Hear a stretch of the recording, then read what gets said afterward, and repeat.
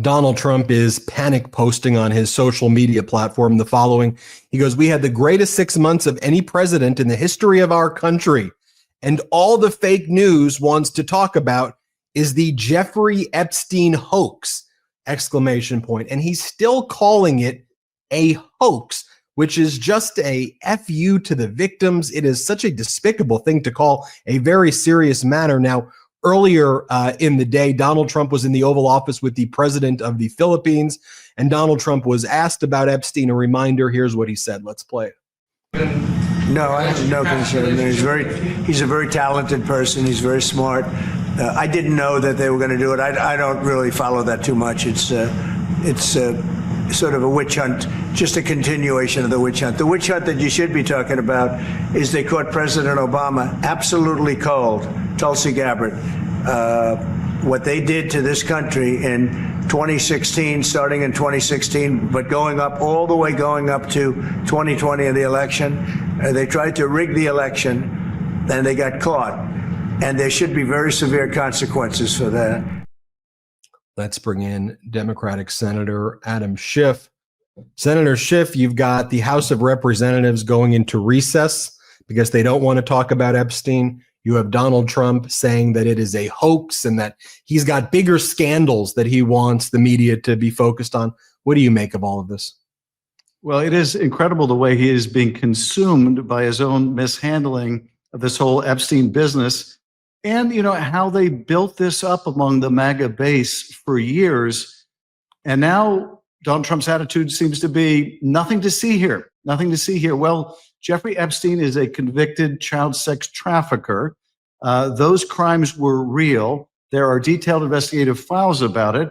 And apparently Donald Trump ordered the Justice Department to deploy more than 1,000 agents to go through those records and flag any mention of him. And apparently he's deeply worried about the release of those records now.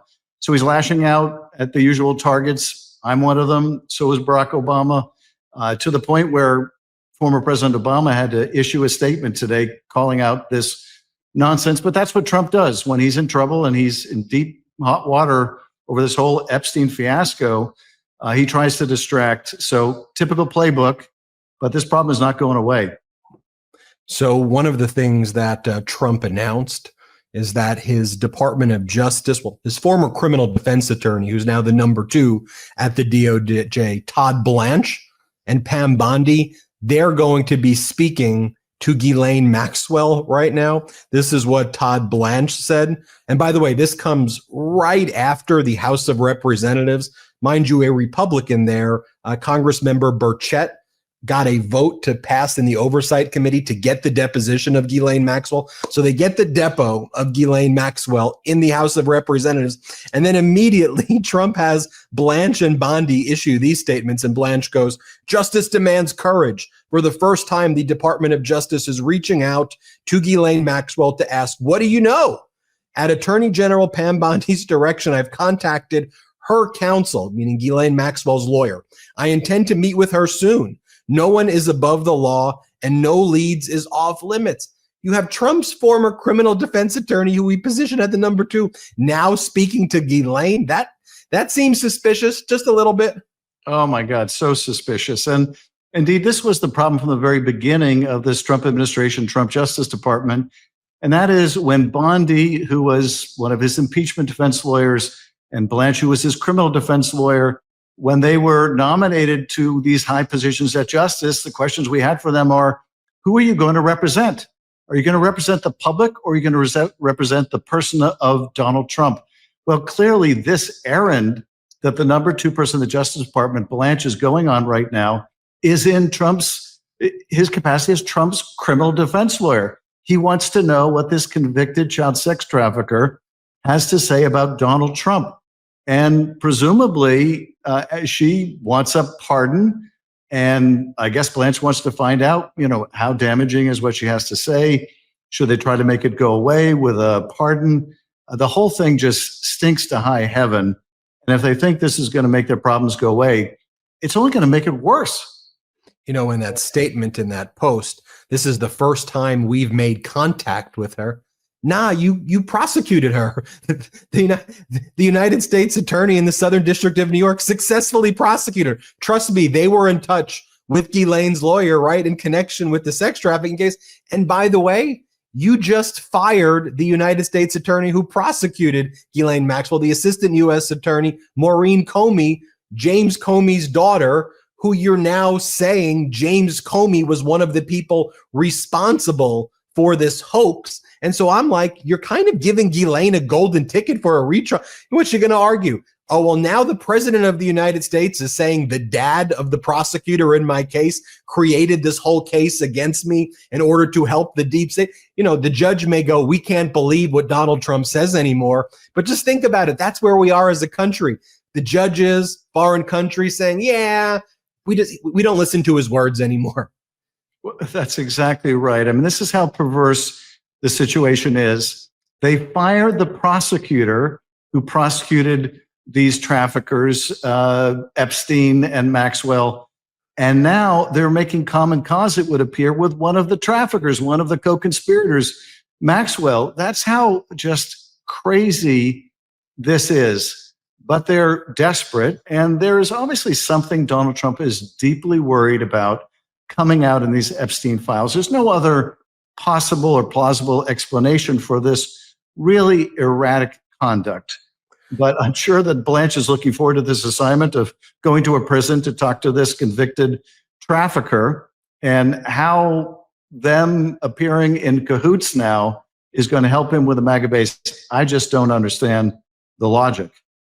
Because there's still you are a former federal prosecutor. So the grand jury testimony that they're talking about, that's a very small portion. There's Rule 6E under the Federal Rules of Criminal Procedure that's likely going to prevent grand jury testimony from being released, which they'll probably blame on the judge and go, it's a Democratic judge. But what people are asking for, right, is the file, the 300 gigabytes that, and you as a federal prosecutor know this, right, that the FBI and the DOJ have, because they executed search warrants on the island, in the homes, on Ghislaine's home. There were wire intercepts of phone calls with Epstein and Ghislaine. So there's the file with video and phone calls. And everybody's just saying, redact the names of the victims and then just release the file. How easy would it be for them to release this if they wanted to, especially that they put 1,000 lawyers on it at the FBI? Well, if they put 1,000 people on it, this would be very easy. And it would have been done by now if they wanted to release this. But you're absolutely right. This whole grand jury thing is a dodge. They know it will take a lot of time, and they're hoping that basically they can push this off. But they also realize the grand jury transcripts are going to go to essentially what they've charged Epstein with, some of the key witnesses. And what will be missing, what they're not going to show the public, are potentially hundreds and hundreds of what are called FBI 302s. These are the witness interviews with people maybe they didn't even bring before the grand jury because they went to maybe other clients of Jeffrey Epstein. So whether it's transcripts of wiretap recordings or whether it's witness interviews or documentary evidence, what they're saying is not going to show you any of that. We're just going to cherry pick some of the grand jury testimony. That's just not going to satisfy this pent-up demand that they've created among their base. So they might as well come clean. I certainly don't expect that to happen, but you can see how scared Republicans in Congress are over this. In the Senate, there was a unanimous voice vote to require preservation of the Epstein records and the Justice Department to compile a report. Republicans didn't want to vote against that. They actually didn't even want to vote on it. They let it go by voice vote. And in the House, they're canceling the rest of session for July because they don't want to have to vote on this. But there's going to be no hiding from this issue. Notwithstanding Trump and all of these efforts at distraction, this is going to continue until they come clean. Lastly, let's just talk about this administration. 6 months in, Trump says, We had the greatest 6 months of any president in the history of our country. The latest polling data shows that he's underwater in every single category. His disapproval has never been higher, including in his first term. The bottom has fallen on his support amongst young voters, that 18 to 29 absolutely hate him, as they're seeing, I guess, their future pulled away by the moves that he's making. So how do you contextualize where we are right now with everything he's done? Well, people in the White House think his numbers are bad now. Wait till they see his numbers after these healthcare cuts go into effect. And very soon, people are going to be getting notices from their insurers about how much their rates are going up. And in some cases, it could be by hundreds of percent because they're cutting these credits under the Affordable Care Act. So people are going to be getting those notices shortly. It's why Republicans are already starting to turn on their own bill. So those numbers are just going to continue to decline. And if he keeps with these reckless tariffs, the economy is going to take a body blow, and then his numbers are going to decline further on that. I would rather he not put the country through all of that harm, but he seems intent on it. And I'm not surprised. For our part, we need to be out there pushing positive change. I want the Democratic Party to be the party that is responsible for the next housing boom in America. Much as after World War II, we built all these millions of houses for GIs so they could afford them. We need to do that again. So we need to push forward our own positive agenda, but the president's agenda, deeply unpopular, dragging him down, and for good reason. Finally, whenever I have a senator like you on here that may be seeing things that I don't see, are there any issues out there that you think are not being discussed enough or at all that weigh deeply on your mind or in the work that you're doing? That, in these interviews, oftentimes the interviewer has a set of questions that they're going to ask, but that you say, I really wish that I was asked some of these questions because it's really important to the country right now. Well, there are so many harms that are going on, but the ones that are most palpable to me, because we see them in my home state all the time, are the indiscriminate immigration enforcement actions. Going into courtrooms where people are showing up for their legalization proceedings and then asking for those proceedings to be dismissed so they can be arrested and deported when they're doing exactly what they should do. Now trying to get tax returns for immigrants when we've encouraged people who are undocumented to pay taxes, but now wanted to use those records against immigrants. The detention, arrest and detention and beating of the father of 3 U.S. Marines, a landscaper. The arrest recently of a man who worked in a car wash for 20 years, 10 hours a day.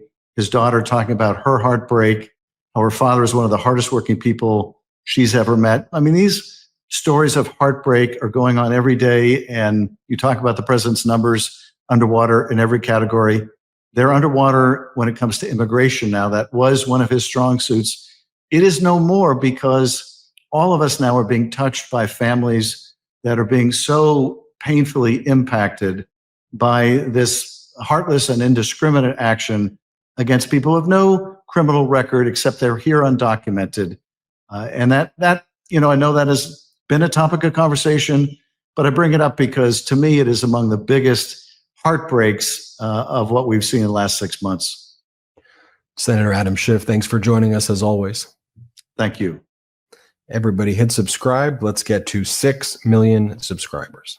The truth is more important than ever. Check out our new Truth Over Lies collection at store.MeidasTouch.com. All 100% USA union made.